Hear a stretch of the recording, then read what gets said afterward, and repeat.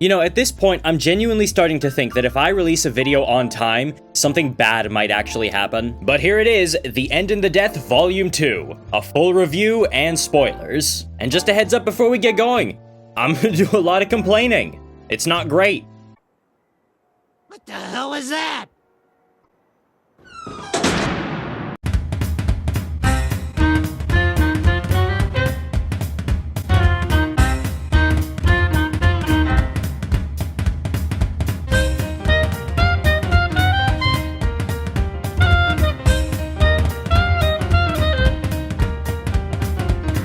Now before I really get into the belly aching and the moaning in this video, I want to say one positive thing about it. That being, the introduction is really cool, because it doesn't take place on Terra at all. It takes place on Craftworld Ulthwé, starring Eldrad Ulthran. And it's all downhill from here, but we'll cross that bridge. You see, on Ulthwé, Eldrad has called together representatives from every branch of the Eldari, from all the craft worlds, even Exodite groups, and, of course, Camorra. And the representative of Camorra is shunned and looked down upon by the other craft worlders. It's another example of something that I've noticed, that being the animosity that craft worlders and Drukhari have for each other, specifically craft worlders looking squarely down their nose at their dark kin. So you might reasonably ask, why are they all here? What is this about? Well, it's two things. The first being discussing the ongoing situation with regard to the humans, namely the end to the horusheresy and what that entails, specifically regarding the Dark King and the possibility of Horus's victory. Remember, this is the very opening, so it serves as a bit of a recap. And to witness the dance of Harlequins, because this is apparently the first Harlequin performance outside of the Webway ever since the fall. Now, one thing that should be noted, there's actually an inconsistency with Harlequins in the lore. Like, initially, they're said to have been active back during the Great Crusade era, where they fought Ultramarines, but there's also the explanation that, oh, they only made their first appearance in M33, and that comes in the Eldari 8th edition codex, and the 8th edition codex came out after the War of the Beast, when Harlequins infiltrated the Imperial Palace and cut down a shitload of Custodes, something people absolutely hated, because it's just really weird and impractical. It makes the Custodes look like idiots. So I guess now we do get another piece to that puzzle. And this Harlequin dance is actually incredibly interesting. One thing before, though, is that Eldrad states that he didn't foresee this happening. He didn't expect these Harlequins because predicting the future has basically become impossible for the Farseers, either because the ether is too clouded to do anything like that, or the future simply doesn't exist. And it looks like to Eldrad that they're dancing the dance without end, that being the one recounting the fall of the Eldari. In his mind, it is because it serves as an example and a rallying cry to their people at this time, where they might have to face some very serious problems going forward. And because the fall of the humans mimics the fall of the Eldari very closely. It's supposed to be like sort of an ironic example to him. But one important thing to note is that he just assumes it's the dance without end because he's never actually seen it before. Also, interestingly, it should be noted that when a Farseer from Craftworld Eandon approaches him and tells him, hey, what do we do? Do we have any ideas? He says, oh, now you want to get involved? Now you want to do something?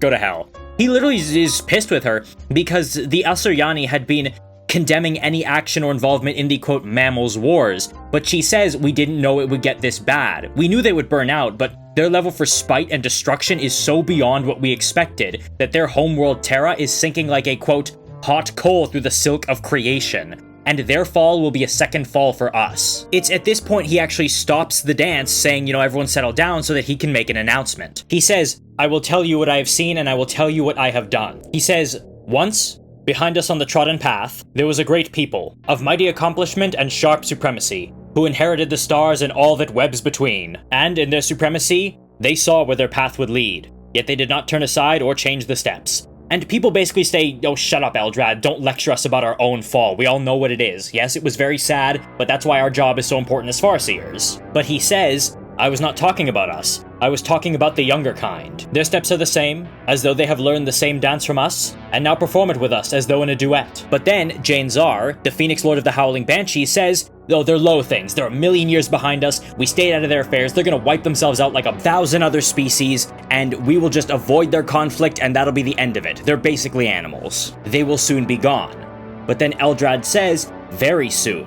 What the problem is the manner of their passing. For generations, we have far seen the damnation of the human. Yes, let's call them what they are. The damnation of the human line. These upstarts who have nonetheless forged an empire worthy of the name. Their vigor has surprised us. We have watched them repeat the same hubristic mistakes we made. We have awaited their inevitable ruin. For is it not the fate of all species who harness the power of the mind to affect their destiny? I warned of this. Ulthwé warned of this, but you refused involvement. I chose to ignore that decision. There's a murmur of dismay. I have manipulated certain parties in an effort to head off this disaster, for I knew then, what you now know, that not only the human line shall perish. My efforts, over years of careful agency, have come to little. Some of my actions have been ill-judged, and I have trimmed the skeins of fate to correct them where I can. But I have tried. Now you protest in your woe that it is time to take action. It is too late. The one called Horus Lupercal wields too much power for us to stand against him. I still have one principal agent left in play, and he has ensured that the forces opposing the Lupercal have one more champion than they would have otherwise. The so-called Promethean Sun. My agent may be able to do more, but I fear not. Our sight is dim because there is no future to observe. We have no choice but to see out the policy that you determined, to let them burn, and to fight back the flames of conflagration if they get too close to us. Or, if fate is cruel and the human line does not end itself, then we will prepare to resist a broken species fueled by chaos. We have no choice now, but to wait. The Harlequins come to dance for us. The dance without end, to remind us of what we are capable of enduring. For we must endure again, and weep. For it is only proper at the passing of a sentient kind. This passage here is wildly interesting and gave me really high hopes going into the book. Womp womp. Well, the thing is, you can see the admiration that some Eldari have for humanity as a race, but also the animosity, and how much they've been planning behind the scenes and preparing for all of this. We know the Eldari have tried to get involved before. You know, they helped save Vulcan, they tried to contact Ferrus Manus, that didn't go anywhere, things like that. And when I say Eldari, I basically just mean Eldrad. He was the only one willing to get involved. And there's also his notion of a principal agent. In this case, it means John Grammaticus, so good choice, Eldrad, way to go.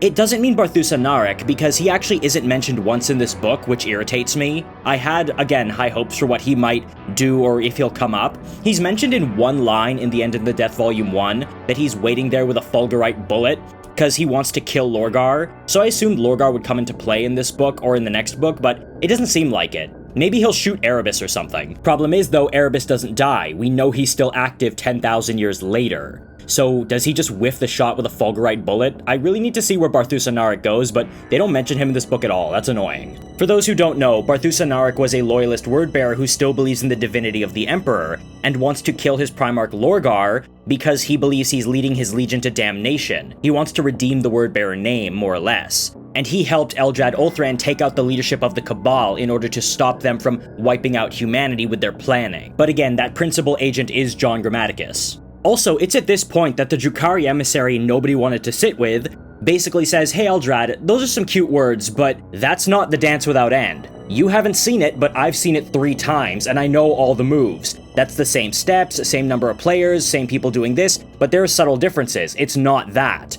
And then Eldrad's like, no, you must be mistaken. What else could it possibly be? And then she says, hey Harlequin, what's the name of this dance? And then the Harlequin says, it is the dance of the end and the death. So that's basically the name of humanity's big tragedy. In the same way the Eldar have the Dance Without End and the Fall, humanity has the horusheresy and the end and the death. And then she asks, and what role does the Solitaire play?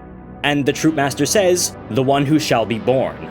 The new god. At this, Eldrad's sphincter just clenches, and he says, how has he not seen this? Maybe he saw it but chose not to acknowledge it because the implications are too terrible. So then he personally asks the Solitaire, what are you playing? And the Solitaire says, the Dark King. Because of this, I theorize the Eldar will get involved in the last book to a degree, maybe try and have some role or play some small influence. If not the Eldar, maybe just Eldrad, because of this reaction, but I was wrong about a lot of theories from my first video, so take that with a huge grain of salt. But yeah, that's the very opening of this book. Like, that's how it starts. Now, let's get into the book proper. So, to start this all off, the first thing you think when you see the cover of this book is the main focus being Sanguinius and Horus's fight, right? That's what you expect the whole thing to be centered around. But that's not what we get. Sanguinius is actually barely in this book. Yeah, you heard me right, he is hardly in this. Now, before I really get into the juicy stuff, you know, like what's going on with Horus and the Primarchs and the Emperor and all that, I'm gonna need to cut the chaff first. That being discussing all the smaller elements, and it's gonna be a fair amount of complaining before I really get deep in it. But that being said, the entirety of the book is basically setting up dominoes for the End in the Death Volume 3. And yeah, that's fair, like what else is it gonna be, but Warhammer in particular tends to suffer a lot from what I call middle book syndrome, wherein the middle book in a trilogy or series will be the weakest one because it's setting up the last book, you know, setting up character relationships, getting you more invested in them, setting up plot points and antagonists and all that, but that can't really happen here. We know who all these characters are, we're familiar with them, and you can't really establish relationships at this point in the story because these characters are fighting for their lives. Like, you're not setting up an action, the action is already occurring. People can't start getting to know each other and forming bonds at this juncture. That's why when we get interactions between characters like Nasir Ahmed and a space wolf, it doesn't really hit because how are we supposed to care? There's more important things going on than these guys bickering and getting to know each other. The only really interesting setup with Nasir is the fact that he starts to succumb to the Black Rage, more or less. Like, he's getting irritable and twitchy and paranoid and having visions. It's like he can sense that Sanguinius is gonna die, but he doesn't quite know what that means. Obviously, that's a setup for when Sanguinius dies, the Blood Angels are gonna effectively go insane and go on a rampage against the traitors. Like, that's an established old piece of lore. We know that's gonna happen, so kudos to Dan Abnett for setting that one up. But again, his relationship with this Space Wolf, whose name I can't even remember, just rings hollow and really provides nothing. And I feel like that happens over and over again with a lot of characters who are mentioned in this book. We get their names dropped and we see them and what they're doing, but it doesn't amount to anything. Two other notable examples alongside Nasir Ahmed are Maximus Thane and Fafnir Rand. Fafnir Rand is one I really like. Thing is, we know where these guys end up. We know they survive the heresy and go on to form their own chapters. For those of you who are familiar with your War of the Beast lore, Maximus Thane is a big deal there, and he plays a really large role in the Imperial Fists. But again, we know where they end up. We know they live, so just setting them up as dominoes doesn't really account for much narratively speaking. It's something you have to do. Like, this was the same thing in The End in the Death Volume 1. You have to do this. It would be dereliction to not do it, but it's just drawn out so much and takes up so much of the book when there's so many other things that were ignored and not properly delved into. And furthermore, I think a lot of the world building that was present in The End in the Death Volume 1 regarding the troops and the battle and all of that is again just not that present. And this book relies way too much on us caring about characters and remembering characters from the first book that we just really don't all that much. Like various army officers and other personnel that we haven't really grown attached to.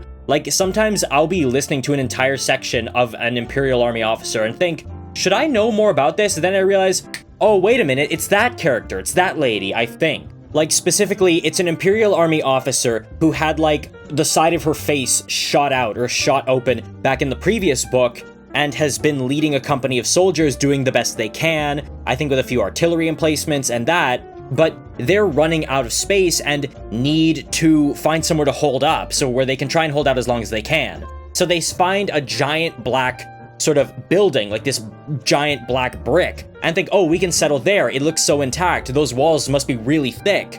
And it's implied there's something dark and sinister about this building, something wrong about it, but we don't find out what, because it's supposed to be a cliffhanger for next book. But again, I did not care about this character, and I feel like a lot of people would agree with me, this character doesn't really matter to a lot of people. This whole sequence was just so unmemorable, yet we keep flashing back to this officer and her troops as they realize, wait a minute, I think there's something wrong with this building. But it's just so nothing. And it's not to say I have anything against Imperial Army troops in the Siege of Terra. Some really cool instances come from those troops. Like, you know, I've been very vocal about how much I love the character of Katsuhiro. And this is me in particular. I loved seeing civilians and civilian conscript soldiers throughout the entire Siege of Terra. I thought it was so interesting and gave so much perspective. You know, obviously the character of Katsuhiro, the conscript who was brought into the Kushtenagand at the very start of the confrontation, while Kushtenagand being an army regiment, and who we have followed throughout basically the entire Siege of Terra, as he has grown jaded, grows into a position of command because everyone ahead of him kept dying off, and now has joined the Conclave with Euphrates Keeler, and has a child with him that was entrusted to him by none other than Shiban Khan. He's interesting. This officer lady is not. It's a funny thing, I feel like if I wasn't, making a video about this book and was just reading it, I would not have remembered this character up till now at all. One thing that is memorable, though, is the instance where a nameless officer character, and this is just one goddamn paragraph, screws up. Because it is noted that people are so disorientated at this point, with all spatial sort of sense collapsing because the warp is so steeped in the planet and everything is just going haywire and insane, it's getting really hard for army officers to coordinate anything. They have no Vox, they have no Auspex, they can't get any data. So, whenever somebody screws up, they just get immediately shot on the spot, and it keeps happening. But when one officer ends up shelling their allies, there's an allied regiment he wants to link up with, but it finds out he has been shelling them because someone runs up to him over like a mile of open ground and gives him that information, he just calmly takes off his officer's sash and sort of unties his sword, hands it to his nearest subordinate, and then just walks off towards the line, never to be seen again. Like, he just walks off. And that is so much more memorable than anything involving this army troop and their black mansion that's somehow super spooky. Like, you don't need to have named characters or follow character storylines to have memorable moments. In fact, some of the most memorable moments from this book are for characters that we have never heard of, or characters that aren't really named at all, are just generally referred to. Like, there's one instance of Imperial Army officers and Space Marines holed up in effectively a small redoubt in the wave of the traitor advance, just fighting desperately. And they're not fighting to win. Everyone accepts that the war is over at this point and that the Loyalists have effectively lost. They are there, standing and fighting, hoping that whatever they do here now will be remembered at some point in the future, could inspire someone, God knows how many years down the line, or be memorialized in a museum, and just fighting with everything they have left to hurt their enemies, to make them bleed for every step on the way to the throne. Islands of defiance in a sea of treachery, so that they can know, I was defiant, I never gave up, I didn't give an inch, so that they can say, we were here the day Horus slew the Emperor. Ooh, hearing that line was damn good, I'll give it that. This book does have some moments. Though one thing did occur to me. A lot of people have theorized that the final line of the final book, The End of the Death Volume 3, will be from Garvia Loken saying, I was there the day the Emperor slew Horus, to mirror the very first line of the very first book in the Horus Heresy all those years ago, where he said, I was there the day Horus slew the Emperor. Now, for those of you who maybe haven't read Horus Rising, the first book in the Horus Heresy, when Garvia Loken says that, it's a tongue-in-cheek joke, because there is another guy who claims to be the Emperor of Terra on a different planet that he thinks is Terra, and Horus actually slays him, so in a way, Horus slew the Emperor of Terra. And again, it's just a tongue-in-cheek joke amongst the Luna Wolves, just saying it because you're clearly not supposed to say it. But yeah, that line has stuck in people's memories all these years. And now that I've mentioned some of the characters that are a little less important, like, the Fafnir Rands and the Nasir Amets, we can talk about characters that really do matter. That being people like Garvia Loken, Basilio Foe, Kirill Sinderman, Erebus, Abaddon, and people like them. People who are not Primarchs but are still highly important.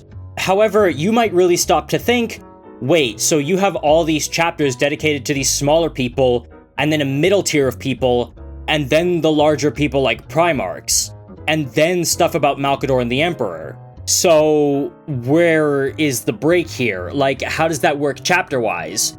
Well, the short answer being, it doesn't.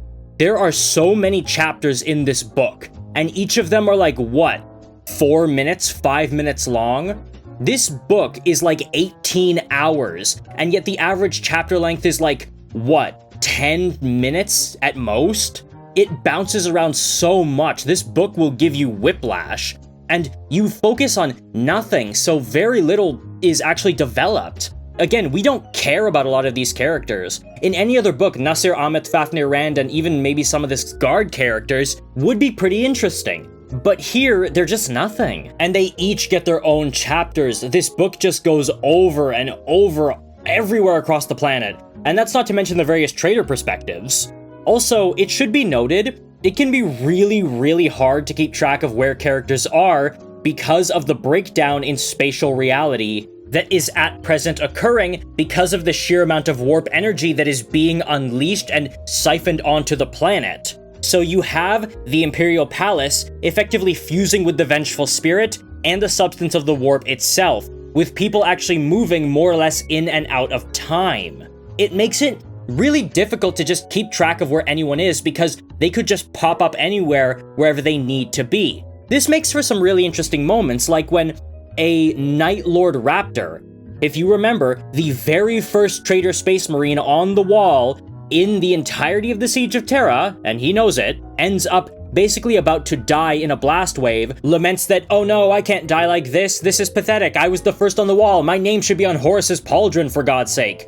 But is suddenly, he closes his eyes expecting to die, and then realizes, wait a minute, where am I? Oh shit, I'm in the Imperial Palace. He's just been transported there, along with several other Trader Marines. That's how the inner sanctum of the palace is breached. Not through force of arms or through an explosion, but the warp literally just depositing Marines in there. And you will have people literally walk through doors inside bunkers, like Maximus Thane, and then end up on what they feel like is the Vengeful Spirit. There's actually a name for this in the book, this mix of the Imperial Palace and the Vengeful Spirit. It's referred to as the Inevitable City, because, again, Horus's victory is inevitable and the rise of the Dark King is inevitable. Again, I feel like you guys probably all know the twist about the Dark King, but I'll save it for later just for the sake of doing it. One example of characters who came up who had a really interesting part were Raldoron and Azkalan, Blood Angels both aboard the Vengeful Spirit with Sanguinius. Raldoron is first captain of the Blood Angels, and Azkalan is a member of the Sanguinary Guard,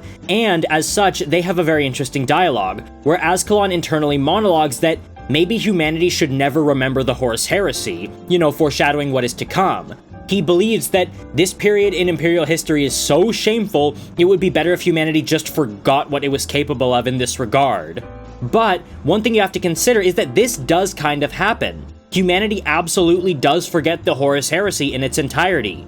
Nobody knows that the Horus Heresy happened all the way into the 41st millennium because what they believe is that the Emperor was launching the Great Crusade, doing it all on his own, until the Chaos Gods, the Ruinous Powers, there's a vague idea of the Ruinous Powers in Warhammer, but it's not, really specific or clear. It's probably the same way a lot of people just have a vague idea of Hell. Sent, quote, the 9 devils from the outer dark to oppose the Emperor, the principle of them being Horus. And, as such, Horus is effectively seen not as the Emperor's fallen son and the betraying War Master, but rather as a Satan-like figure, or like Lucifer, the ultimate adversary to God.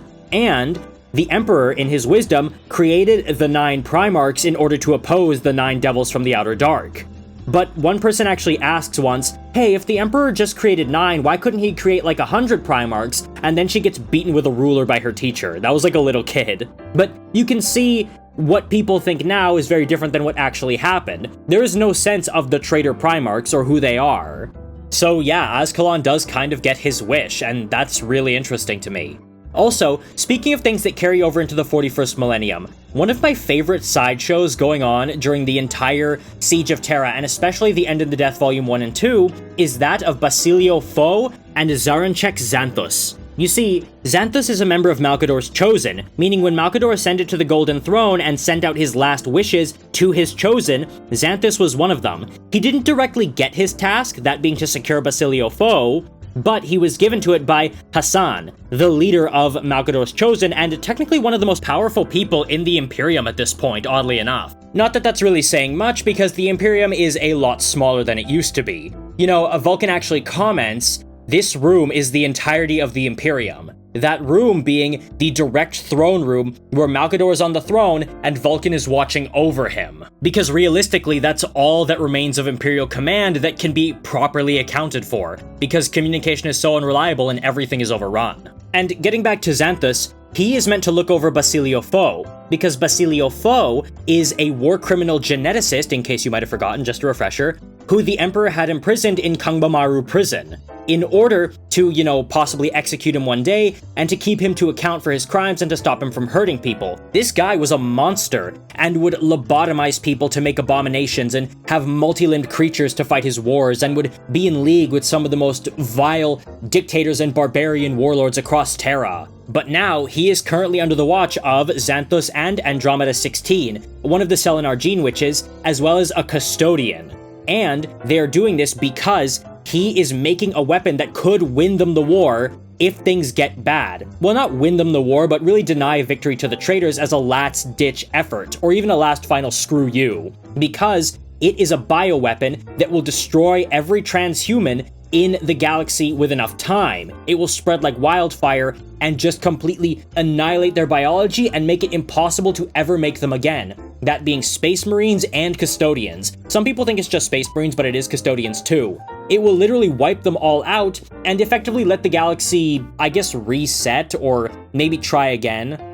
That's why you can see it's very much a Plan Z, and it is referred to as a Terminus tier secret. Yeah, Terminus. A lot of people believe this is the Terminus decree that the Grey Knights have on Titan, especially since the Grey Knights are an extension of the Inquisition, which began with Malgador's Chosen.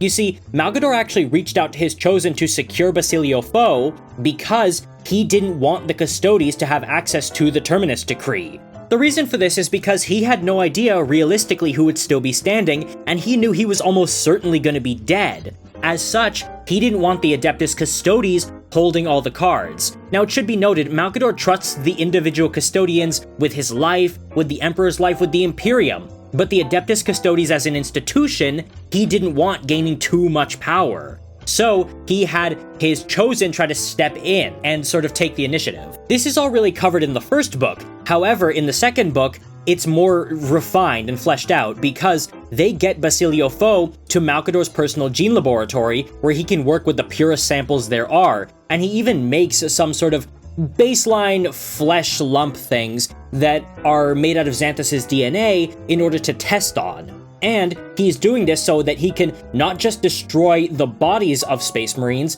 but also truly cleanse them by eliminating their spirit in the warp, or so it seems at least, because he never accounted for that sort of thing beforehand. But now he is and needs to refine his formula in order to make sure it's as effective as possible in this war. So I myself do believe that it's either Basilio Foe's work, or his work and him himself that is currently on stasis in Titan for the Grey Knights to use in an absolute doomsday scenario. And it should also be noted, one thing that intrigues me about Zarenchek Xanthos is because for anyone who is more familiar with the lore of the Inquisition, as I said in my video about the End of the Death Volume 1, his name should start setting off red flags, because he is the first Xanthite. Xanthites being Inquisitors who embrace chaos to a degree and want to use dark magic and the powers of the warp to fight the warp.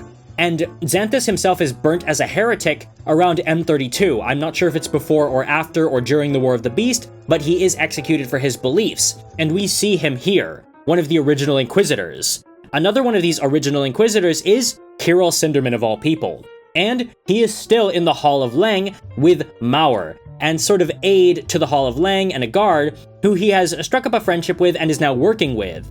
They're in the Hall of Leng, looking over documents to see if there's anything that could help them in the war, trying to find something in the Emperor's personal library, that's what the Hall of Leng is, until they are met by a familiar face, but one that scares them. Azek Araman.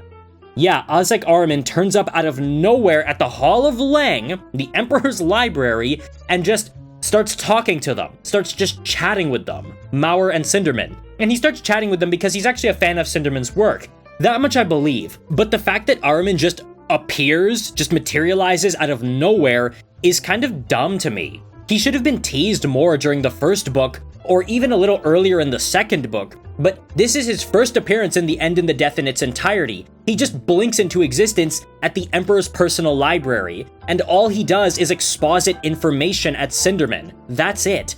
It's honestly poor writing. And this book has that as a problem, where characters just come up and then do nothing or do something contrived. It happens with Erebus and it happens with Samos. Samus I thought was going to be a big deal because he has the opening dialogue to The End in the Death Volume 1, introducing a lot of big concepts. I actually felt the need to read his portion of the book when I did my video about the first book, but here he just does nothing. He just monologues at Garvia Loken when Loken is making his way in the Vengeful Spirit towards Horus's throne room, and then gets his ass beat by Loken. And then he's just gone. Like, people have literally been making a meme of it. Like that Samus's head over the Chad body meme, show up in Horus Heresy novel, say your paragraph-long catchphrase, die, refuse to elaborate further. I don't really like Samus as a character, but I recognized he had potential, and that potential has been flatly squandered. I don't like Samus. One thing that should be said, though, about Cinderman, and sorry for bouncing around like that, but hey, if the book can do it, so can I,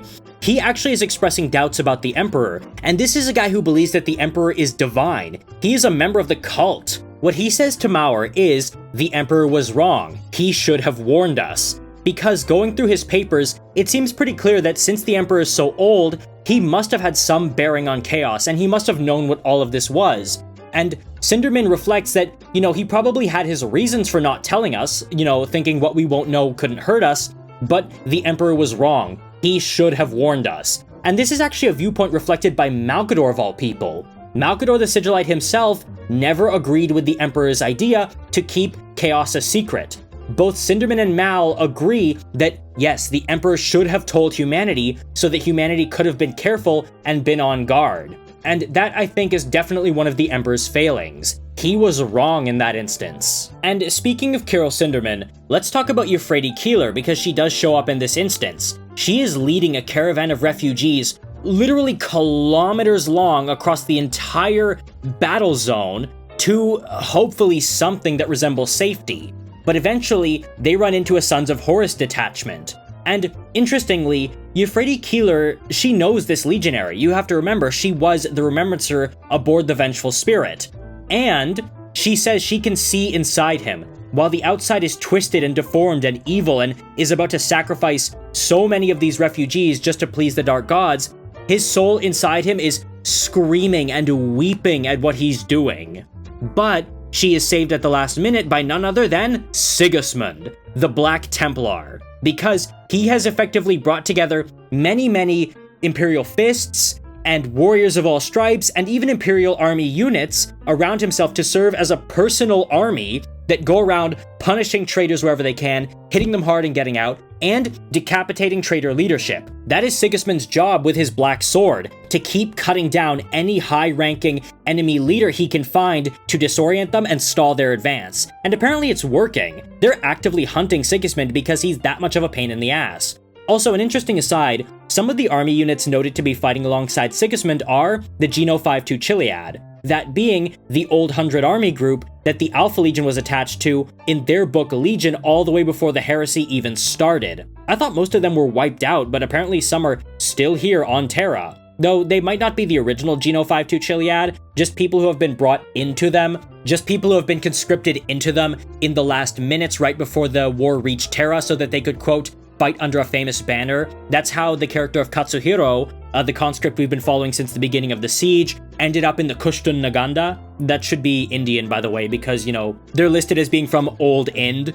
And he was never part of it, but he was just drafted into a prestigious regiment just for the little morale boost. So I don't think they're the original Geno 5-2 Chiliad, but still, it was cool to see their name mentioned. Legion having been a Dan Abnett book. Dan likes to do that. But also, speaking of Katsuhiro, he is mentioned. He's still alongside Euphrates Keeler. Granted, I would like it if he was mentioned more because I really like him and want to see a resolution to his story, but he is at least mentioned in one line of dialogue, and he still has the baby that Shiban Khan gave him, Shiban Khan being the White Scar. And speaking of Shiban Khan, he's still around. Yeah, the White Scars, led by Shiban, are still holding the Lion's Gate spaceport as a tiny island of defiance in a sea of traitor army and marines. Somehow they're doing it. And Zu Ilya, a very respected member of the White Scars staff, who they all love, is still also alive and tries to contact Shiban, but unfortunately can't get him to abandon his post because, they have to hold it, and they need those orbital guns to sort of stop a full bombardment. Because that's one thing that's sort of keeping the traitors back is the Lionsgate spaceport, so, good for them, and it was nice to see his name mentioned because I loved him in Scars, I loved him in The Path of Heaven. He's a great character, and I'm happy to see him, and how much love he's been getting throughout the Siege of Terra. Also, interestingly, another character that's briefly mentioned is Kelbor Hal, the false fabricator general and leader of the Dark Mechanicum. He's mentioned in the very opening just for like one split second, but it should be noted that he is in fact mentioned. And it's basically him realizing that time is broken and he starts screaming. That's it. There's also the whole plotline with the Dark Angels going on right now, them guarding the Astronomicon and, you know, fighting off the Death Guard over and over again, and it ties into the whole plot with Corswain. He's the main character of that whole storyline, and Cypher. But the problem is, this is just me. Like, this is just me. I could never get that invested into it, because I've never actually read any of the Horus Heresy Dark Angels books. You know, I didn't read Descent of Angels, I didn't read Angels of Caliban, I didn't read, Fallen, like, I just haven't read any of them, and that's entirely on me. I'm gonna try and binge as many as I can right before the End in the Death Volume 3 comes out in February, just so that I can be fully up to speed with that. You know, that's on the list. So, you know, sorry to the Dark Angels fans, I'm sure they're really interesting chapters and pieces, but like, I mostly just found myself waiting for those parts to end so that we could get back to the other stuff. But at least it never took too long, because the chapters are like, what, 5 pages long each, tops? And now, onto the more important characters. Here we get to follow up with a lot of the Primarchs, as well as characters who maybe I don't necessarily like, but have a high weight in the story. First and foremost, let's talk about Vulcan, Primarch of the Salamanders, because he is not having a good time of things. Like, his position is, again, not much going on with him,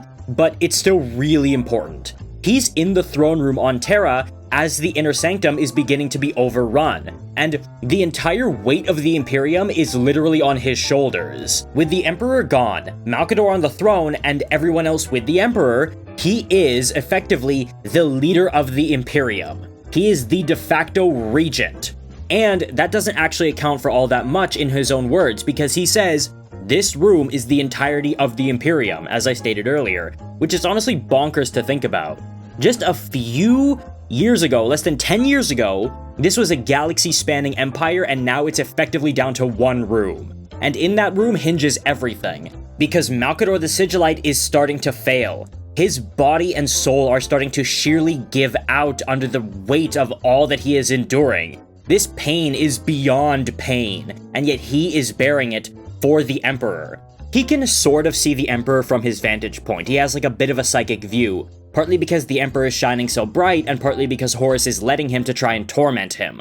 But it should be noted that he can only last so long. He is not Magnus, and he is certainly not the Emperor. So Vulcan is watching over him to make sure that if Malcador does fail, or if the Emperor fails and is defeated by Horus, he will basically flip the switch. That being, activate the Talisman of Seven Hammers, I think that's what it's called, or just his general device that will destroy the planet. Literally just blow up all of Terra to deny it to the traitors and basically take the bulk of their force with them.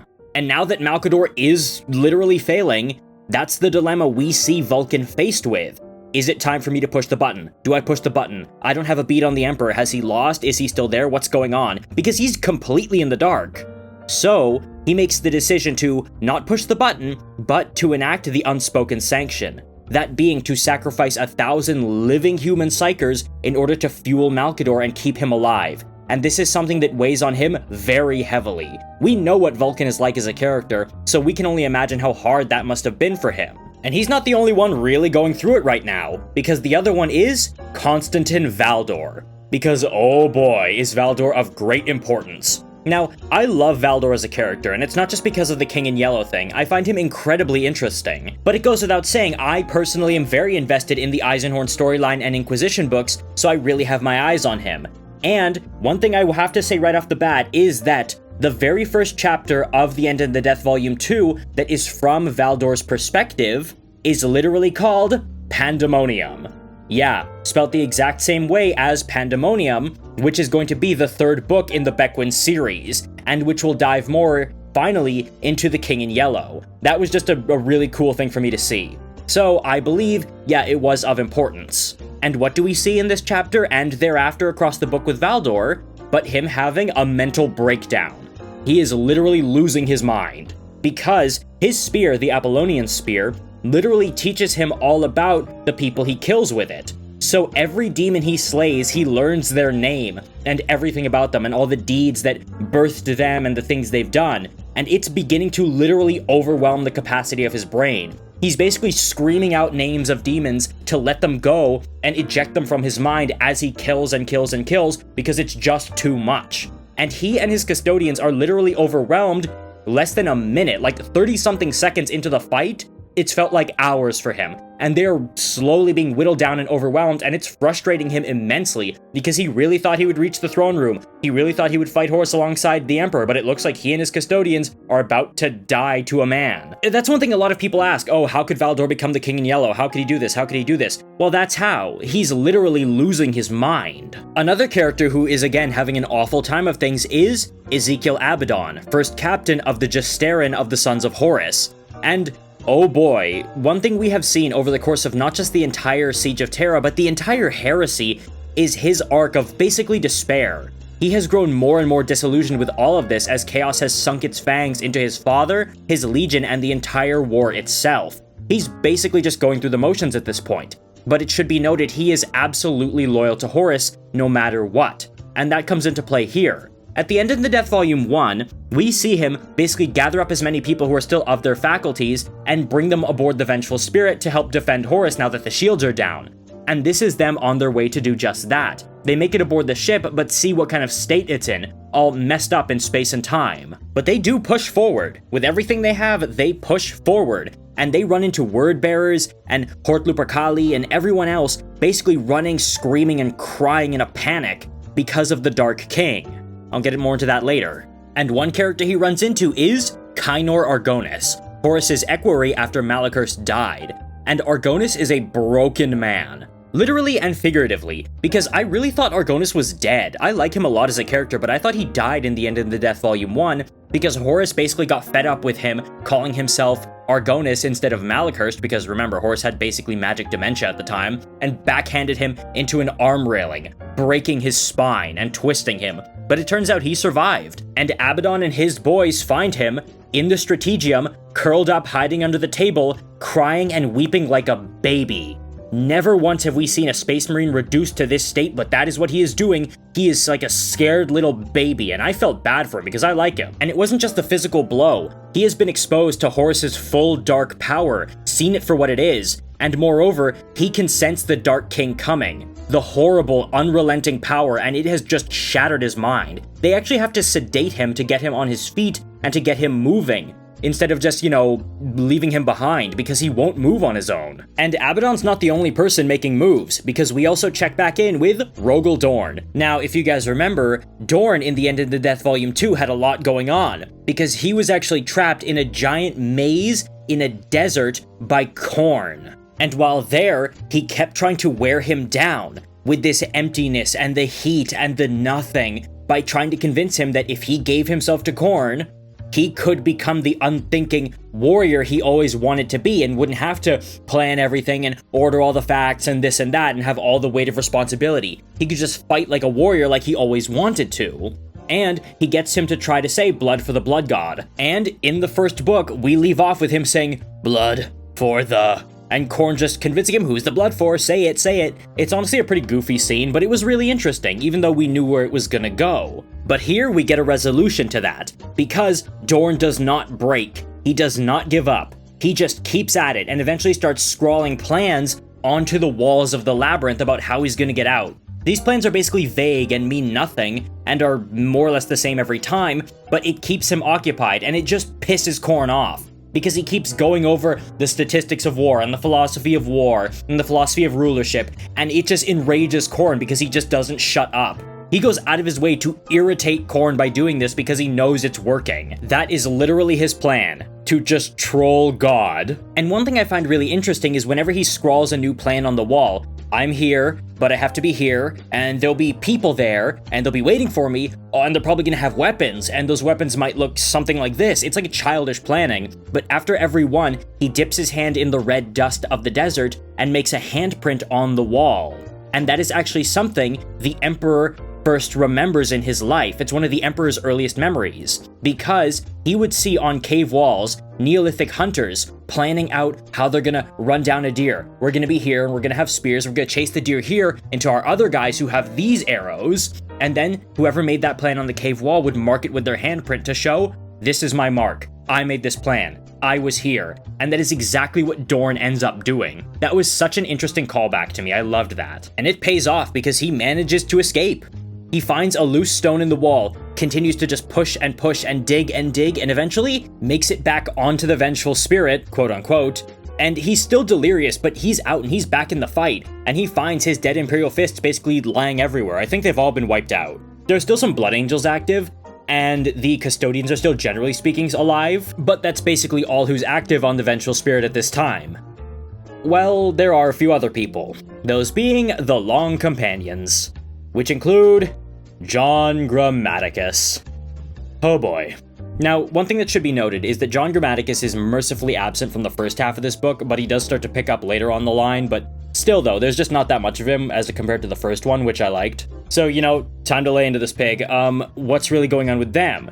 Well, last we knew from The End in the Death Volume 1, they were in the presence of Vulcan and had effectively been imprisoned. They were more or less in his custody in the throne room, but when the inner sanctum gets breached, it's time for them to escape, so they get out and then end up aboard the Vengeful Spirit. Well, the quote-unquote Vengeful Spirit. This whole inevitable city thing is cool, but honestly made things kind of confusing. It was kind of cheap in my opinion, but hey, it is what it is. It's at this point we run into a problem with Ollanius Persson, the former friend of the Emperor who is actually older than him, and who stands a really good chance to be Ollanius Pius, the famous guardsman who gave his life to stop Horus from striking down the Emperor and thus galvanize the Emperor to finally annihilate Horus.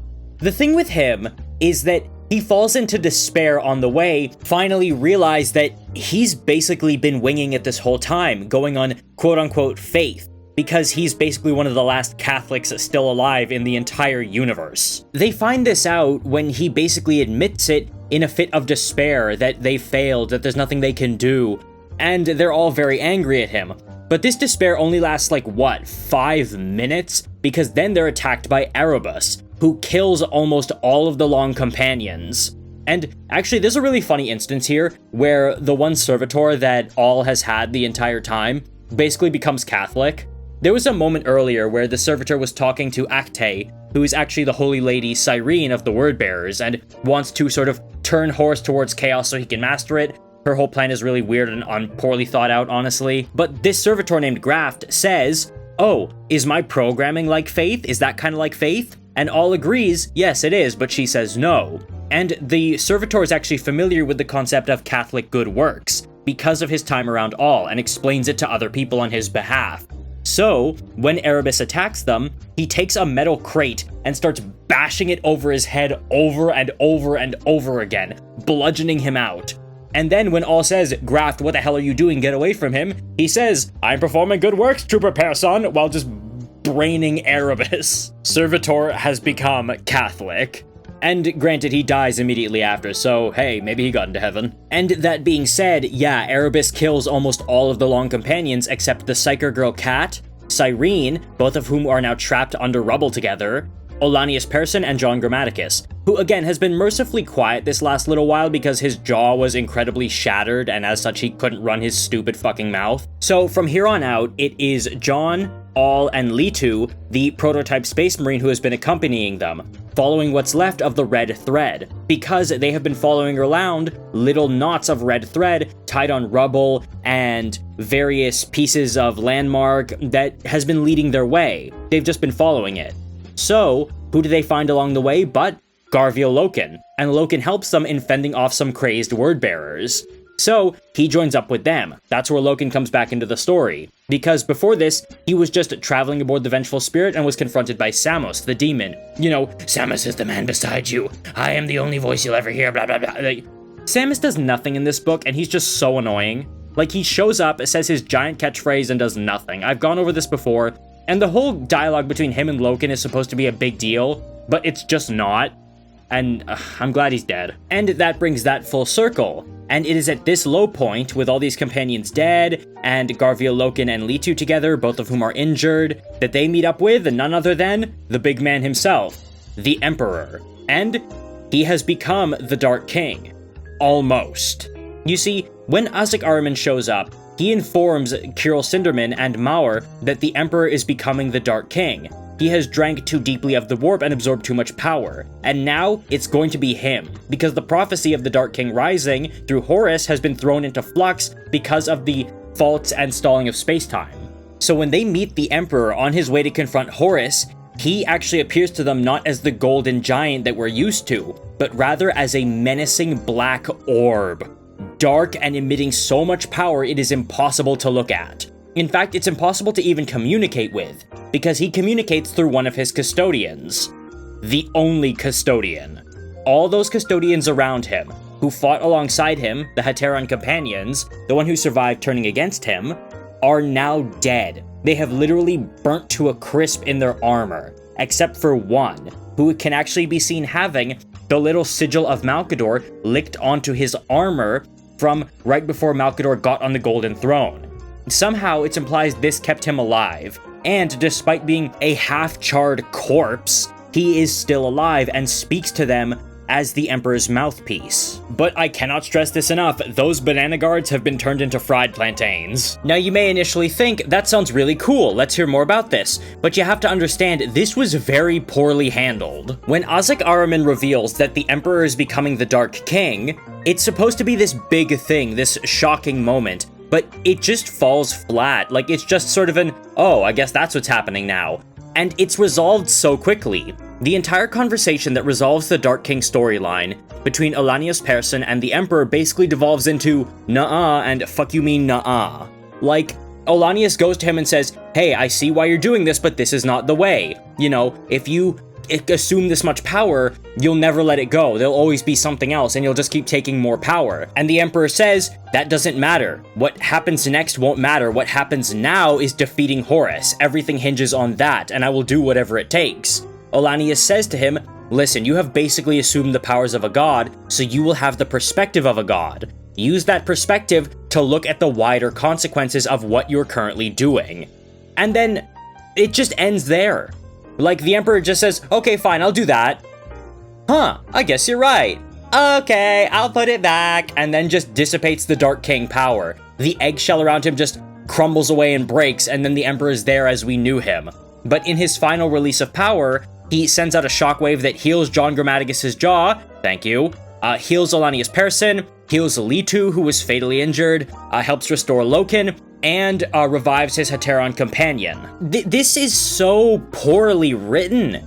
The Dark King storyline probably should have carried over to the third book, in my opinion, because this, like, you write this out in basically half of a book, and half of a book that isn't even that good. Like, it's just over and dealt with so quickly, and it's just some conversation with Ollanius Persson. Like, the Emperor is on his march to Horus, sees Ollanius Persson, stops because, huh, it's you, that's interesting, and then just decides to just drop it. Like, there's no greater attempt at anything. Malkador comments on this, because he was watching in horror as the Emperor grew more powerful and commented on, the Emperor and I planned for every eventuality, but not this. Him being undone by his own hand. He will become the Dark King, a god of judgment and spite and rules and control and admonishment. Like, the most interesting stuff about the Dark King storyline comes from Malkador and Erebus, because Mal makes all these comments about how if the Emperor becomes the Dark King, humanity will be consumed and the warp will boil for millions and millions of years. It will be the victory of chaos. Like, that's what they want. But it's not really specified whether or not the Chaos Gods planned for the Emperor to become the Dark King all along so they could win and eliminate their biggest threat, or if it's just what's happening. However, it should be noted that, according to Mal, the Dark King has existed in prophecy since before humanity has really become a sentient race, and now it's been defeated for at least this age. That's what he says about the Dark King. For this age. So the storyline is still up in the air, and maybe someone else could become the Dark King way later on down the line, but it's not going to be the Emperor, at least just yet. And now, the other big thing here is something I've talked about in a video before, and I'm gonna use the excerpt I read from there because I'm so tired of making this video, guys. I'm sorry it took so long.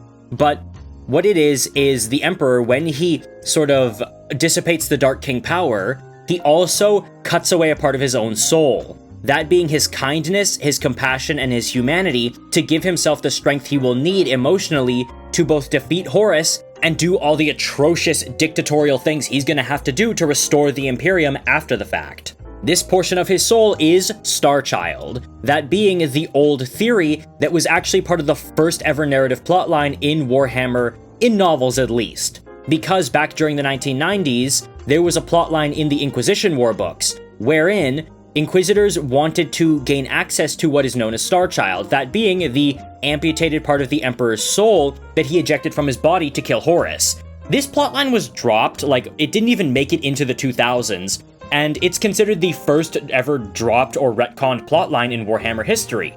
But now it's safe to say that it's back, and it's something that's been covered in the Dawn of Fire series, wherein people have been having visions of the so-called Starchild awakening, and the Wordbearers want desperately to prevent this happening. He has amputated that portion of himself which contains almost all of his hope, loyalty, and compassion. For such things shall become a hindrance when he faces the Lupercal. Those qualities might make him stay his hand, or hesitate if he is ultimately obliged to kill. And if he is ultimately obliged to kill his son, then those qualities would thereafter inevitably drive him to self-hatred and regret, and condemn him to the same embittered path as Horus. He has excised those precious human aspects to further steel himself against the pain of what will come after, and the mandatory atrocities he will have to countenance in order to rebuild the Imperium. He has set those frail and cardinal virtues adrift in the Empyrean, so that they shall not immobilize him when the time comes. And, in the hope that one day, he will be able to reclaim them and be whole again. I watch that jettisoned fragment as it drifts into the void. Just one more spark from this world bonfire. All his hope, his mercy, his grace, his love, cast into the lightless tracts of space and time. That fragile asterism, as cosmic ages turn, slowly grow by a coalescence of emotion and belief, just as the powers of chaos grow. It luminesces briefly, just a hermetic spark among the pinprick lights of the Milky Way galaxy, like an infant sun or a child star, and then it is gone and lost from view. I am profoundly struck by his sacrifice. I would weep if I could. I would weep for my friend. He has done what is necessary for the future, and for this atemporal moment. Also, after this moment, Mal reflects on the fact that the Emperor has finally come to view his sons as sons rather than just tools. They were meant to serve him, do his bidding, do his dirty work, and die for him if need be. But now, he really does see them as sons, and they have grown into such, because they are going their own way, for better or for worse, and sort of evolving as people. He says that sons are, quote, shining souls and will just go their own way and develop on their own, which they have. He says there's much to admire them, even the ones who have gone astray, like Mortarian's fearlessness and stalwart heart, the cunning of Alfarius, the majesty of Sanguinius. He says that even fathers can learn from their sons, and in this instance, the Emperor is learning from Rogel Dorn, because he is accepting the possibility of defeat, but doing it in the way that is still at least the best, and hopefully learning from it, as well as doing what needs to be done. Again, I just find it as a really good insight here, but it's not that substantial. Like, it gives us insight into his character, because that's been a big debate. Does the Emperor love his sons? And now I think we have a solid answer. And it also provides an answer as to why the Emperor was so detached and inhuman when he spoke with Guilliman 10,000 years later. This is the Emperor, after 10,000 years of torture, sans his compassion, love, and most of his real humanity. And what about Erebus? I mentioned him too. Well, you see, Erebus actually meets up with Abaddon after having wasted All's little cadre of idiots. And when he does, Abaddon's like, what the hell is going on here? What is that giant orb of power? Is that Horus? And Erebus says, no, that's the Emperor. Yeah, just a heads up, the Emperor is now currently the most powerful being in the entire universe. And Abaddon is aghast at that for pretty obvious reasons. He's like, well, what the hell do we do now? But Erebus explains, either he keeps the power and we win, or he gives up the power and we still win. And they, along with basically everyone else on the planet, can sense when the Emperor gives up that power. There's a massive backwash of psychic energy. And furthermore, a lot of people can actually hear his voice, because he says, "Those who may hear me, join me now." You know, Dorn actually hears this in the desert, and that's what spurs him to escape. Fafnir Rand hears this. Even Euphrates, Keeler, and Sigismund hear this. Everybody hears this and starts doing their best to rally to where the sound came from, even if they don't know exactly what it was, you know, except for those who are still technically on the planet. And the inevitable city really begins to crumble around the Emperor. And again, I need to stress this, if you haven't read it, it's hard to really put out just how jarring all of this was. This was supposed to be a huge thing, but it was resolved like instantaneously. Like, there's so much lead up to this that is actually fairly interesting. Ollanius Persson comments on the Emperor, saying that he cut mystery out of the human experience, but left nothing else to fill that wound, because apparently it's integral to humanity, and I actually do agree with that. It's an interesting philosophy. He also talks about how the Emperor was willing to accomplish his goals no matter the cost. He also states the Emperor always wanted to rush, something everyone who knows him agrees on, and it's something that he apparently saw coming. So he regrets walking away from the Emperor's side because he says he should have been there to sort of provide that tempering element and give him perspective. And I don't know if I mentioned this earlier in the video. I've spent so many days plucking over this and going back over it and getting delayed with so much work, but if I said it, please forgive me. When the Emperor is traveling through, in his empowered state, through the inevitable city, it is, quote, turning into a city of dust around him. That's a phrase that's come up over and over again. The City of Dust being the realm Constantin Valdor has built in the Beckwin series, also by Dan Abnett, and the City of Bones and Dust and Flakes of, like, body that I mentioned once in the Horusian Wars videos about the Emperor's possible realm of chaos. So it's always interesting to see that phrase come up. Ultimately, what this says to me is what a lot of people believe about the Emperor, that he is ultimately good at heart, but he has lost a lot of his perspective over time and is very, very flawed. And with the Emperor dissipating the power of the Dark King, it can be said with near certainty that no, it's not going to come up again for the other book, because everyone was drawing tarot cards for the entirety of the final stage of the siege, and every spread would end with the Emperor and then the Dark King, over and over. Well, it was always the same spread of cards, but those two are the ones I remember because they were the most important, the Emperor and the Dark King.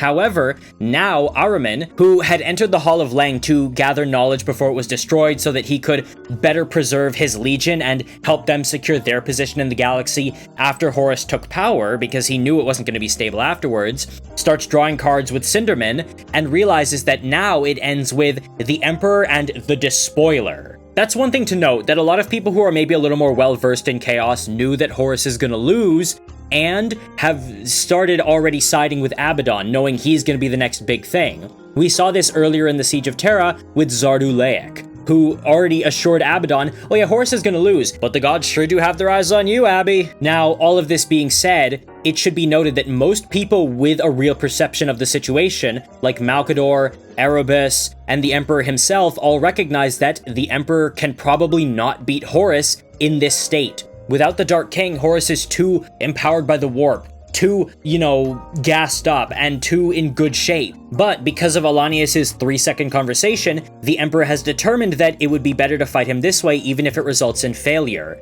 And Malkador actually agrees, stating that it's better to die trying than to fail in victory. And that's basically where we leave off this book. Plenty of Marines are now in the inevitable city, a lot of army personnel are still on Terra, Keeler and Sigismund are doing what they're doing, Vulcan is still in the throne room, Malkador is holding on but doing a little bit better, a lot of people including Dorn and Constantin Valdor are making their way to the Emperor right now, and it should be noted, right when the book leaves off, we see Abaddon making his way to Horus's side to help him, but he sees Valdor on effectively the other side of a mountain where people are fighting and makes his way towards him. So there's a decent chance we're gonna get Valdor versus Abaddon early in the next book. Valdor might unironically be in my top 10 or even top 5 favorite characters in the Horus Heresy and even Warhammer in general, so I'm really excited to see where that goes. I definitely want to see more of him. And we also have the setup for Ollanius Pius, that whole storyline of who's going to be the one to sacrifice themselves to save the Emperor, because if that doesn't happen, I think where the fandom's going to riot.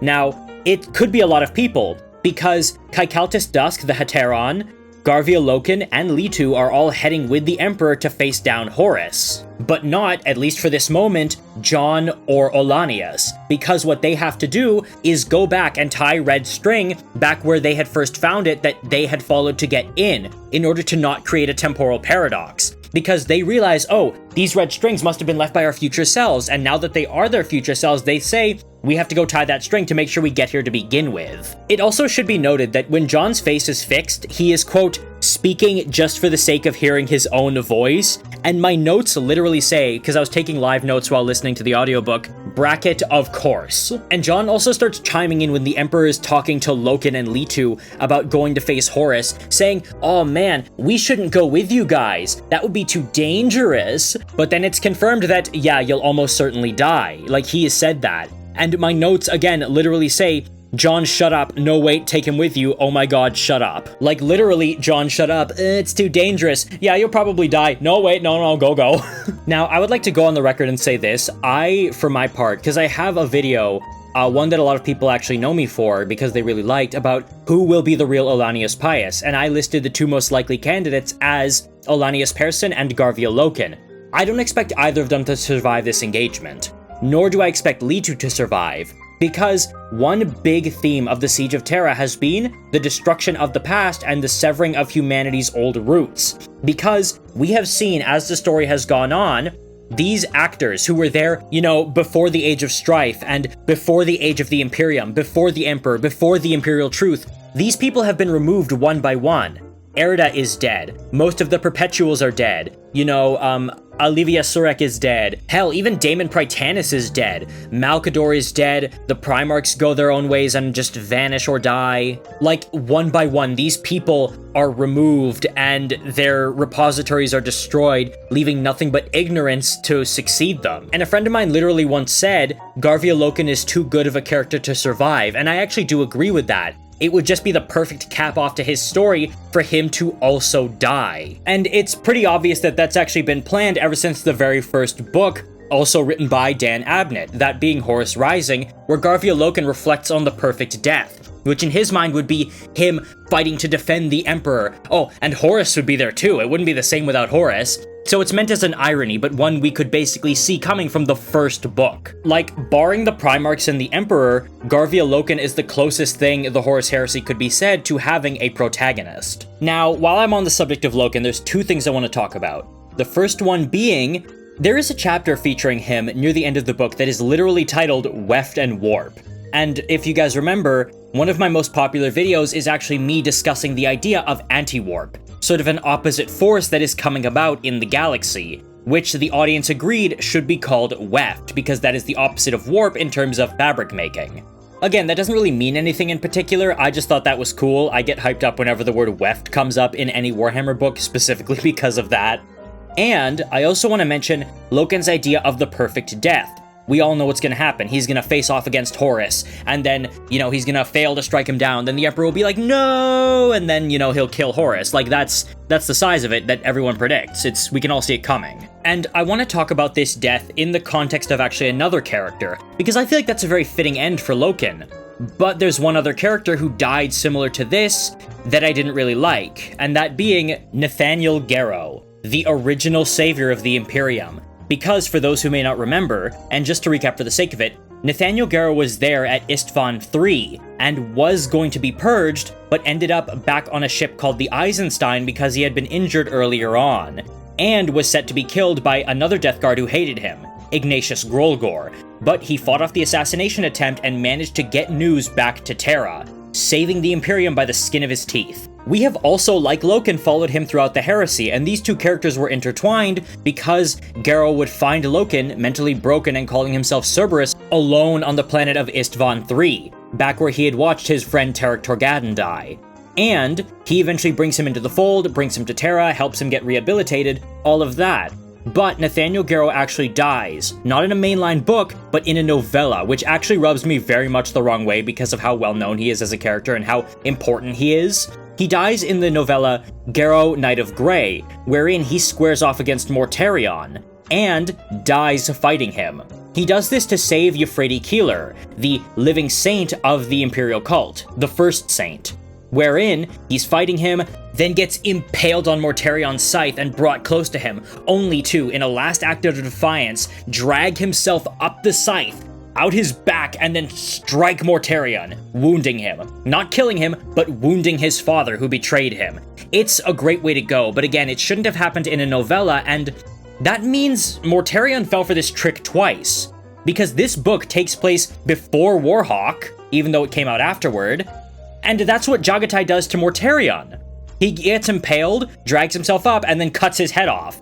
He fell for that twice in the same battle. When I made my list of most hated characters in Warhammer, I cited Mortarion as the most hated Primarch. Y'all can't contest me anymore on that, like, come on. And the real issue here is that's the death Loken should have, in my opinion. It would be more fitting for him.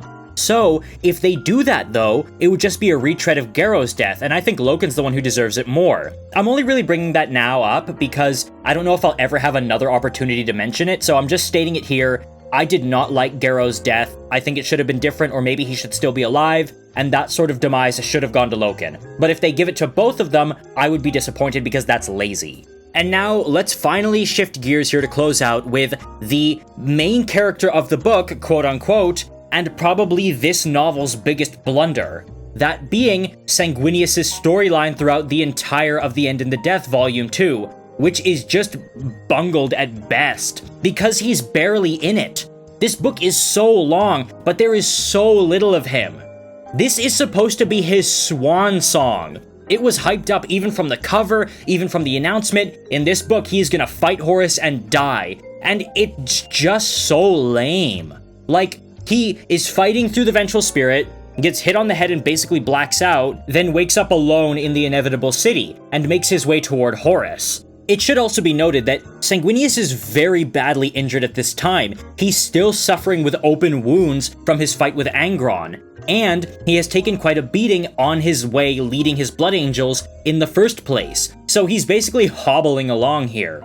And Horus knows this. So, Horus has actually prepared gifts for Sanguinius and the others, namely Dorn and Valdor, as well as the Emperor himself.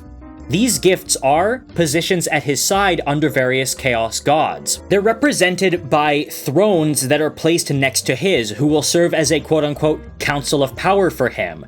And he does genuinely mean it when he offers them. For Sanguinius, it's the power of Nurgle, to free him from his injuries and his wounds and the atrophy of his genetic defects, because entropy brings all things together. For Dorn, it's, well, Khorne, and Dorn is the one he believes is already basically in his grip. That being, he can be an unthinking warrior like he always wanted to be. You know, he can fight and have blood for the Blood God, as we've seen him worn down in the maze, but as we all know, that's not gonna happen. Now, Valdor and the Emperor are where it gets interesting, because for Valdor he offers the power of Tzeentch, which would be genuine curiosity.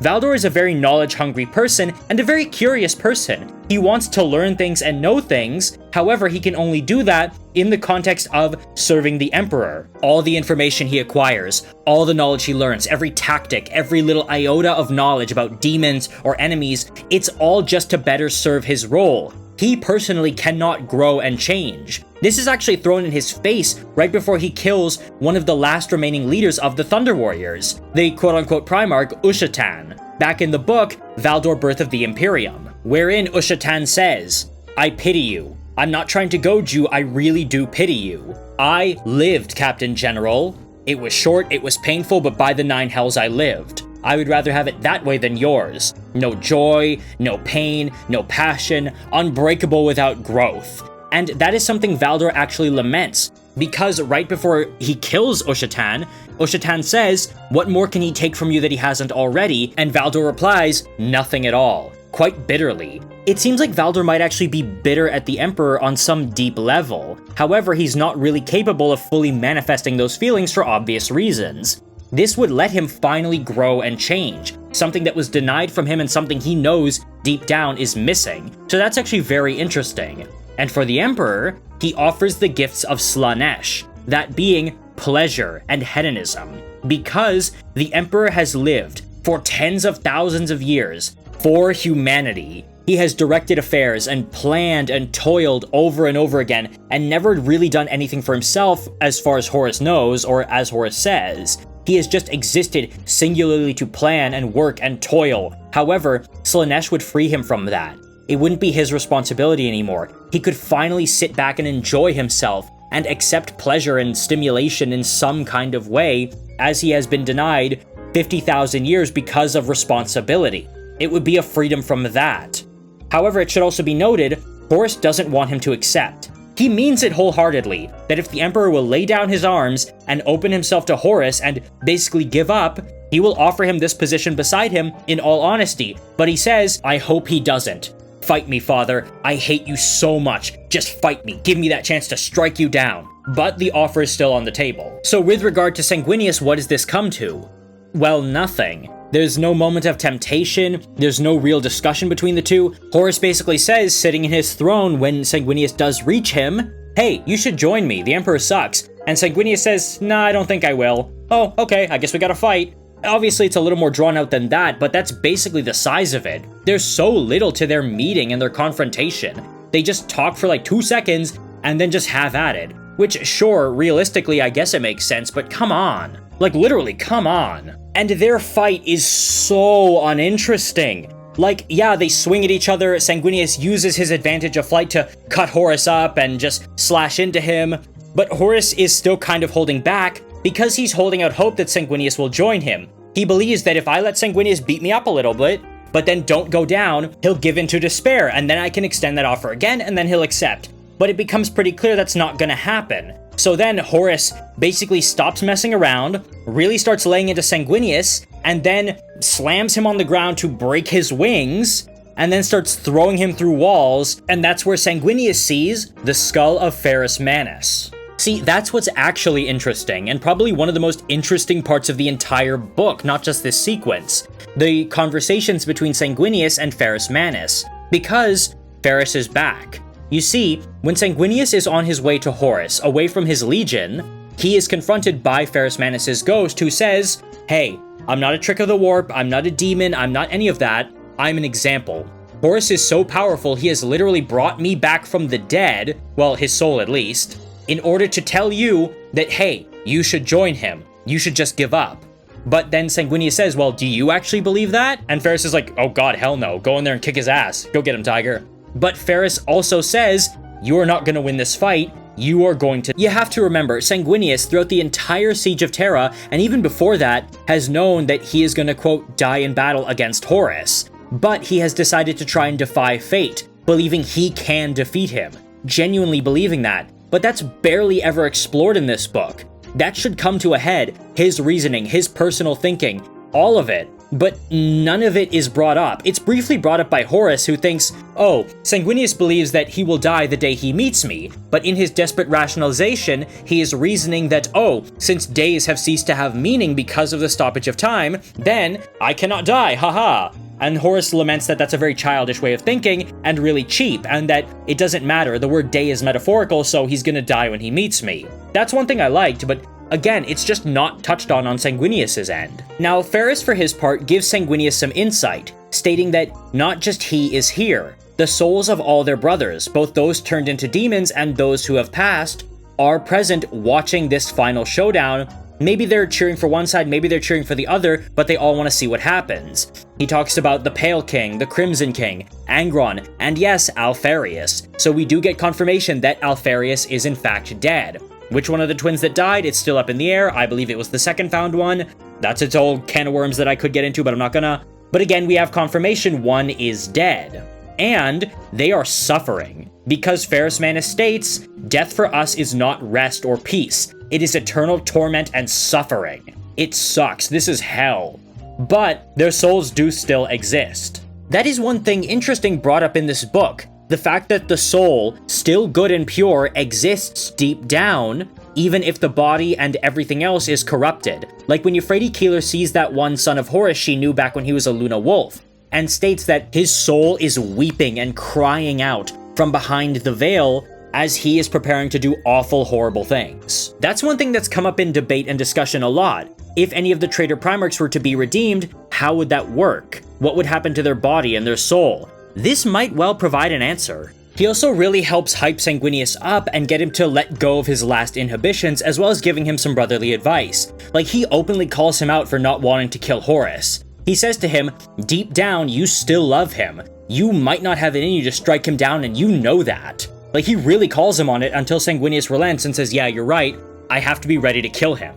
And he also tells him about not giving in to anger or his temper, stating that that was his failing. That was his great flaw. He gave in to his anger and decided to push on against Fulgrim, even though everyone was telling him not to, and it got him killed. He says, maybe that's why I'm here, the first fallen talking to who will be the last to fall. And right before Sanguinius goes off to face Horus, Manus tells him, just so you know, he has my skull. Do you think you could get it back for me? I don't like being a trophy. It's meant to be just a tender moment between brothers. And then he says to him, until we meet again. That's obviously, thing like eventually you'll die one day we will see each other because of the afterlife, but it actually comes up very literally. Because Horus throws Sanguinius through a wall when he gets serious and starts really beating the crap out of him, and Sanguinius falls into an altar room full of skulls. The biggest, most central one being one with an X carved on its forehead. And Sanguinius exclaims, Manus! Realizing that they have once again met, and now he is dead. And it's at that point, Horus really starts to lay into him. And this right here is the very end of the book. Like, this is the last passage. It takes just a moment, though he has all the time in the world. Horus Lupercal holds all of time, stilled in one hand, and Sanguinius in the other. Sanguinius, broken beyond measure, gazes up at the soaring arches of the Lupercal court. Even broken, he will not go quietly. Even broken, he will not make this easy. Lupercal growls. Does he relish this? Hate it? Consider it an annoying waste of time when he has better things to do? There is no way to fathom him, for he is no longer remotely human. And Sanguinius doesn't care. He can feel the old four staring at him from beyond the veil, with eyes as bleak and as wicked as the one adorning his brother's breastplate. They have come to witness this. This and everything that will follow. They mutter to each other excitedly, and around them, the numberless legions of their spawn gibber and giggle to each other in delight. Sanguinius can feel the size of them, the sheer mass of the dark gods. He will show them the defiance of humanity to his last breath. Horus lifts him off the ground, pincered in his talon. Every fractured bone and tear in his body shrieks as he hangs there. Blood blurts from his torn lips, squeezed out of his broken body. Worldbreaker rises in the hands of the monster, and Sanguinius lashes out with his left hand, gouging desperate fingers at his brother's cheek and eyes. Horus barks in rage and drops his prey. Sanguinius falls to his knees, jarring every wound, then topples onto his side. He tries to rise, trembling, weak. He wants to be on his feet when it happens. He wants to be standing when Worldbreaker catches him before he's even back on his knees. The clubbing blow breaks his left shoulder, ribs, and femur. He collapses, trying not to scream from the pain. And failing, Horus starts to bludgeon him, beating him repeatedly like a disobedient dog. There's no art in this anymore. No martial skill, no patience. Wordbearer shreds flesh and armor. It pulverizes both collarbones and ruptures a lung. A fine drizzle of blood fumes the air around the two figures. The brutal, beating giant and his prey. The sixth blow turns Sanguinius' head around, shattering his jaw, and flays the skin of his face from brow to chin loose. It flutters, and then drapes back like a slack mask. As he falls forward, the talon vices him again. It lifts the ruined, tattered angel into the air until he is face to face with the first found instrument of chaos. Horus squeezes slowly. He's expecting some last word, some heroic and immortal declaration, to mark the end of a noble and majestic life. It ought to be something good, something appropriate. But Sanguinius is no longer capable of speech. He's drowning in his own blood. The claws close. There's a double crack of spine and neck. Horus waits. Blood drips. It's done. The talon opens with a mechanical clack. His brother's corpse, so loose and mangled it seems almost boneless, drops to the deck. An ugly sound of impact, to mark an ugly ending. Horus sighs and walks away. Things scurry forward from the shadows to nail the body up. They massacred my boy. Jesus Christ, they massacred my boy. Now, yeah, this is a pretty brutal death, but honestly, by Warhammer standards, it's not that insane. Like, some people have died harder, and this was supposed to be, again, Sanguinius' swan song, so you would expect him to go even worse than this. Like, it starts out pretty good, I guess, where he and Horus are fighting. There's a minimal attempt to convince him. Sanguinius has the upper hand, he's slashing him and flying around. And then, again, Horus just turns the tide and just, absolutely destroys him. But there's very little substance to this fight. Sure, it's an interesting fight, it's written pretty well, it was engaging, but where's the deeper meaning and context and symbolism aside from, oh, the Emperor's coming and Sanguinius is gonna die and we know that, yada yada yada, doomed by the narrative? There should be more here. Like, a lot of the early fight is from the point of view of Horus, which, hey, interesting choice and I dig it, but as we go forward, it becomes this more neutral third-person perspective. I would have liked some more perspective from Sanguinius. Namely, let's see his thought process. Because Horus is thinking, okay, about now he's realizing that he can't beat me, maybe he'll give in to despair. I wonder what's going through his head. You should have shown us that. Show us what's going through Sanguinius' head. Let's see that point at which things shift in his mind from, I can win this, I can defy fate, I can do this, to, I'm totally screwed, I am going to die. And considering the gravity of the situation, there would be a lot for Sanguinius to reflect on. His life, his legion, his accomplishments, his failures, his failure in the current situation, thinking about his father, because he says to Horus, father is coming, because he can sense the Emperor's approach before he dies. Well, not right before he dies, but right when the fight is starting to turn. Now, see, I'm not gonna fault Dan Abnett for wanting to subvert the heroic last words trope, because again, it's very played out, but it's a cliche for a reason, it gets done a lot for a damn good reason. Last words go hard, and I think Sanguinius more than earned them. Like, in the book Dark Imperium, we get Sanguinius' final thoughts as he is dying after having his throat slit by Fulgrim. Faces crowded around the narrowing well of his vision. Helmets were cast aside to reveal harrowed faces. They mourn me already, he realized. I am dead. I cannot die now, not now. There's too much to do. Too much. What will Russ do without me? Or the Khan? Too much. Ultramarines shouted for their apothecaries. Something tugged at his ruined breastplate. A white gauntlet flashed past his dimming eyes. The cool relief of drugs pushed back the exquisite burn of Fulgrim's poison for a breath, but they could not stop it, and it surged back anew. His pulse slowed. Colored spots whirled around his eyes.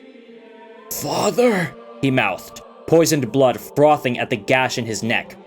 Father, who will guide them now? What is he saying? Cried an anguished voice. What does he say? Father, thought Gilliman. Save me. His hearts quivered one last time, drawing themselves in for a further beat that would not come. The voices of his sons sounded far away. Darkness enveloped him. His hearts relaxed. The flow of blood ceased. He stood upon a precipice, a roaring, terrifying sea of souls, haunted by the laughing of mad gods churned all around, red and ugly. Father! Gilliman shouted, his voice free from the prison of his flesh.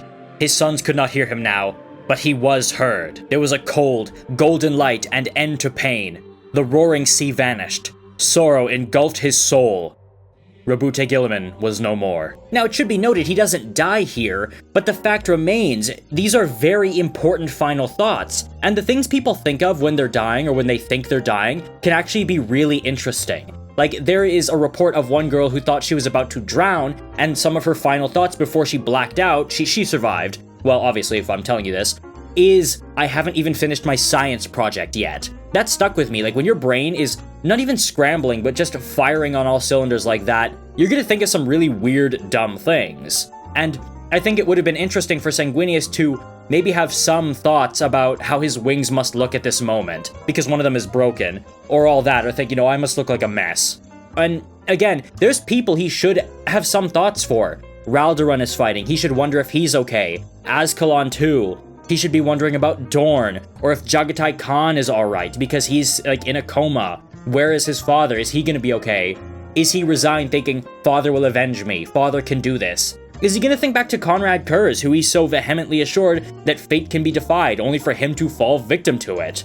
Is he mourning Horus in some deep personal way? Is he thinking back to the ghost of Ferrus Manus at all? There's so many things in this moment, but there's just none of it present, and I think there really should have been. Even if it's not final words, Sanguinius deserved final thoughts. Like, the entire fight is decently written too. Yeah, it's brutal, but again, it's just nothing special. There's actually one line in this where Sanguinius tries to get behind Horus really quickly, and Horus comments, he moves at the speed of light. But you move at the speed of darkness, when thinking to himself. And I audibly made a sound. I was on the city bus, and the person next to me actually turned to look at me because I verbally went, ugh. Like, I literally made a noise. Like, yeah, okay, it's 40k, we're no stranger to cringy schmaltz here, but again, the prose was only okay, the combat was decent, but there was very little deeper meaning behind this. There's also one other thing that is seemingly missing from this death, that being the flash of light. You see, when Primarchs die, and when I say die, I mean really die, there is a rush of ethereal howling wind, and then a flash of light as their soul, I think, leaves their body. We see it with Ferrus Manus when his head is cut off, and we see it with Alpharius as he is slowly being torn apart and impaled by Rogel Dorn at the Battle of Pluto in Praetorian of Dorn.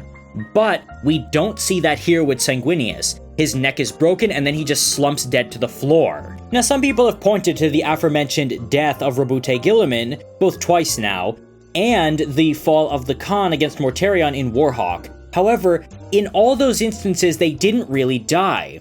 They were both brought to the very brink of death, and either saved by the actions of the Emperor, or put into stasis. It is even said in Warhawk that the Khan's soul is like a last thread holding a flag to the pole in a storm. He's just barely hanging on, and again, Gilliman is in stasis, he doesn't actually die, so then it doesn't really count. This is the only real example, because again, we don't see the death of Kurz properly, of a Primarch dying and there not being a flash of light.